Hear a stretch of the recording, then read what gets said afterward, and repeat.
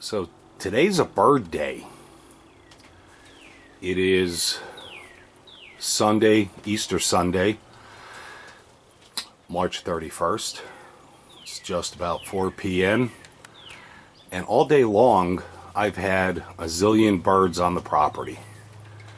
Chickadees, nuthatches, titmice, juncos, blue jays, red-winged blackbirds, all kinds of stuff at the feeder today, which is why I do it, because they're just so incredible. But on top of that,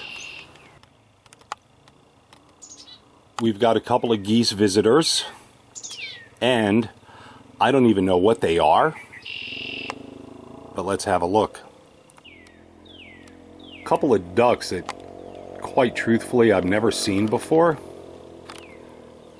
They're on the far side of the pond, so it's a little difficult to focus and zoom and keep it steady. But yeah, just one of those days where nature is all over me.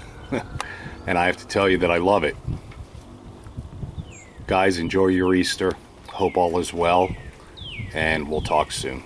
Take care.